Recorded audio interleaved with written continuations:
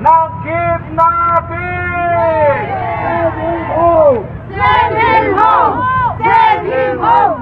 Dapat isigaw natin sino ang pinakamagaling na presidente ng Pilipinas! Duterte!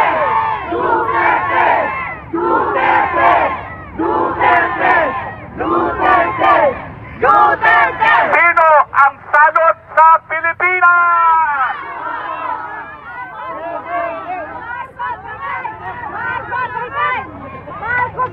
Sino ang karapat-dapat na maging presidente ng Pilipinas? Mamaya. Bibi Sara!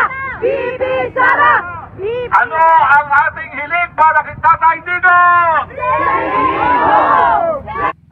And the European Union, the world looks up to you as champions of human rights. And yet, it is very clear that the ICC acquired jurisdiction over President Duterte through kidnapping. Why is the Netherlands, the jailer of Duterte, quiet about the violation of a fundamental human right of the former President of the Republic of the Philippines? Yes! And because he was abducted, this is the cry of the Filipino people. Send him home! Send him home! Send him home! Send him home! Send him home! Now, what is our message to the world? The world wants to know that we have one president who will be the best ever president in history, and that is who? Duterte! Duterte! Duterte! Duterte! We are marching today to call your attention to this very serious violation of human rights yung kay Sir. and a very serious. Is this the most loved president in Philippine history? Duterte! Duterte! Duterte! Duterte! So to the Dutch people, we are here amidst the heat in midday to claim, to let you know that the Philippine president is the most beloved president and could not be the criminal that the Marcos regime claims him to be. Duterte! Duterte! Duterte! Duterte! Duterte! Duterte! So to the world, particularly to the Dutch people and the European Union, the cry of the Filipinos is only one and unified voice. Hindi pa, wag po kayo, wag silang pumunta doon. Stay put. Kasi magsasend lang siya ng petition. Marshall. Hanggang dito lang tayo. Dito lang tayo, dito lang. Isasubmit lang yung ano, signatories.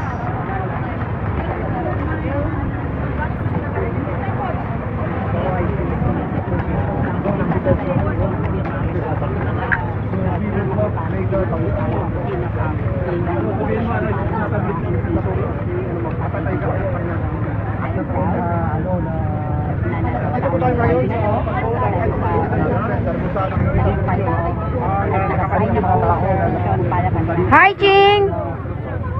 So busy, Ching. Pasensya na, may non-signal.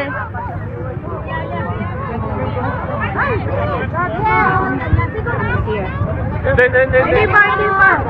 Hindi pa daw. Let's go! Let's go! Ay, go na tayo. Pala na po. Ano? Go, go, go! Go, go!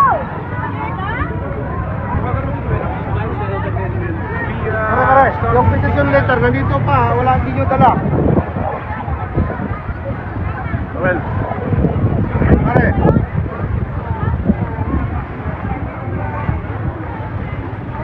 Naalis ka ng pulis, pero yung petition letter. Babalik na po to. oo. Babalik Diretso na to, Malibel?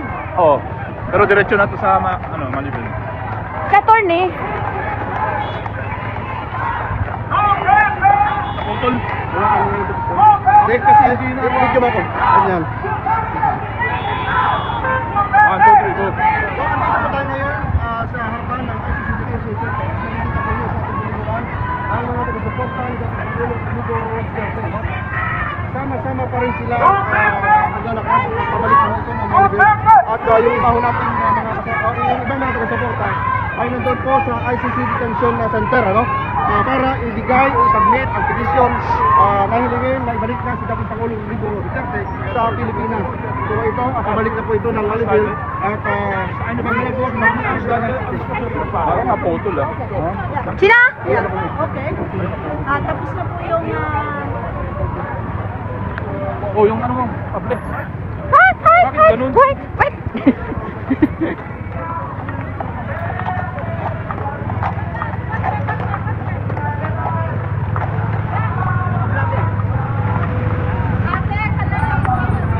Hindi ko po, ihintayin ko pa si Sir Harry.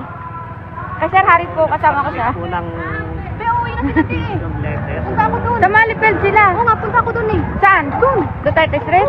Kailangan kami sumama ni Sir Harry doon eh. Kuya, mapunta kayo doon? Magsasalita pa siya doon eh.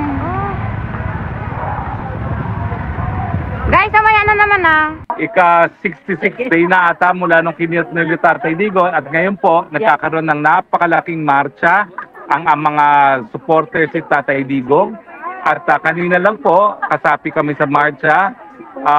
Tumigil po kami sa ICC, nagbigay kami ng petisyon na nagsasabi na dapat palayain ang Tatay Digong dahil siya po'y kinidnap at hindi dapat na magtuloy ang jurisdiction ng hukuman dahil ang kidnapping po ay illegal. Magtitipon-tipon po kami muli sa Malifield, parang luneta yan dito para sa mas malaking pagtitipon. Pero dumaan muna kami dito sa Duterte Street dahil alam namin na marami pong mga nagmamahal kay Tatay Digong na bumisita. No? Pero maya-maya po, magmamarcha uli kami papunta doon sa Malifield at sasamahan namin yung ibang mga Pilipino. Well, dalawang bagay po ang sasabihin ko ngayon. No? Unang-una, nabago na po ang messaging ng ating mga kababayan. Ang kanilang panawagan, palayain si Tatay Digong dahil siya ay kinidnap. Ang kidnapping ay illegal. Ito'y labag sa kanyang karapatang pantao na due process na nakaukit din sa European Convention on Human Rights. At dahil siya po ay nasa Europa, importante po na bigyan buhay ang kanyang karapatan to due process. Pangalawa, yung hindi pagpresenta sa kanya sa hukuman, sang-ayon din sa Tratado ng Rome Statute, ay paglabag sa soberenya ng Pilipinas. Now, ang panawagan ngayon ng taong bayan dito sa Europa para sa kanilang gobyerno sa Netherlands na siyang nagkukulong kay Tatay Digong at ang mga gwardya ay mga Dutch employees na palayain siya dahil bilang isang bansa na kasapi doon sa European Treaty on Human Rights, may obligasyon siya na protektahan at itaguyod ang karapatang pantao ni Tatay Digong to due process na ipinagkait sa kanya nung siya po ay kinidnap. So hindi na po kami nananawagan sa ICC dahil naman po ay isang legal na proseso. Talagang bahala mga abogado ni Tatay Digong dyan. Pero karamihan po dito ay mga Europeans at hiningi nila lalong-lalo na sa gobyerno ng Holland na siyang nagkukulong kay Tatay Digong na hindi dapat magpatuloy ang pagkakakulong dahil ito'y labag sa karapatang pantao ni Tatay Digong. So yan po ang bagong sigaw ng mga Pilipino dito sa Europa. No? At tama naman po ang sigaw nila, no? Dahil, lilinawin ko lang po, itong kulungan nito, kung nasaan si Tatay Digong, yan po ay kulungan ng Holland. Kumbaga, binabayaran po ng ICC ang mga space na ginagamit nila sa Dutch government. At lahat ng gwardya po dyan ay empleyado ng Dutch government. So, kung siya ay nakakulong ngayon at itong pagkakakulong ay paglabag sa kanyang karapatang pantao, ang lumalagabag po ay mga ahente ng gobyerno ng Netherlands. Kaya ang panawagan po ngayon sa Dutch government at sa European Union, dahil kabahagi naman po ang Netherlands ng European Union, ay palayain dahil ang kidnapping ay illegal, labag sa right to due process ng ating Pangulo. Now, tungkol naman po sa aking kalagayan, well, nagkaroon po ng anunsyo na padadaanin daw nila sa Interpol yung aking warrant of arrest. Well, unang-una, wala pa po ako nakikitang kahit anong warrant of arrest. Sa totoo lang, no? Nababasa ko lang yan sa periodiko. Pero ang proseso po kasi dyan, titignan ng judge kung merong probable cause, no? At ako naman po naniniwala dahil doon sa resolution mismo ng mga piskal, ang kanilang basehan lang. Kaya ako dinimanda na isang non-bailable human trafficking ay dahil daw ako ay nag-text at tumawag, nag-inquire kung anong status ng application ng Lucky South 99 para magkaroon ng lisensya at nagtanong ako kung meron pang mga kulang ng dokumento, no? Yan ba ho'y krimen? Hindi po. Kaya ako'y buong tiwala na ang West naman ay titingin doon sa probable cause, no? At obligasyon naman po nila yan na bago nila pirmahan ang warrant of arrest, dapat satisfied sila na merong probable cause talaga. Pero ganun pa man, maski meron pong warrant of arrest, ang Interpol po, unang-una, mahilig nilang talagang ituro ang kamay sa Interpol. Nalaman naman po natin na sa kaso ni Tatay Digong, hindi talaga dumaan yan sa Interpol, no? At talagang kinidnap lang ng mga otoridad sa Pilipinas si Tatay Digong at dinala sa The Hague. Pero gayon pa man, bakit po hindi ako natatakot? Kasi ang Interpol po, International Police Organization. Hihingi sila ng tulong na arestuhin. Now, saan pumapasok ang Interpol? Nagbibigay po yan ng notice sa mga bansa na kasapi ng Interpol, kasama po ang Netherlands. So, ang gagawin po ng Interpol, hindi po Interpol na puhuli. Ang uhuli po ay Dutch Police. Now, bakit naman hindi gagawin ng Dutch Police yan? Dahil alam po nila na meron akong asylum. At kapag meron akong asylum, ibig sabihin yan, may karapatan ako na non-refuma, na hindi mapabalik doon sa bansa kung saan ako nanggaling, in my case, Philippines. Dahil ako nga po ay ginigipit at biktima ng unjust prosecution. So it's not as if meron pong pulis na nakadamit na Interpol na pupunta sa bahay ko, no? Ang mangyayari po dyan, padadaanin nila sa Dutch Police at ang Dutch Police naman, sasabihin ng immigration, may asylum yan. Hindi yan po pwedeng mahuli at hindi yan po pwedeng mapabalik sa Pilipinas. So, ang problema po sa kanila, puro fake news sila. Pati nga, alam nyo, hindi ko na alam kung anong paniniwalaan itong warrant of arrest nito. Wala naman ako nakikita pang warrant of arrest.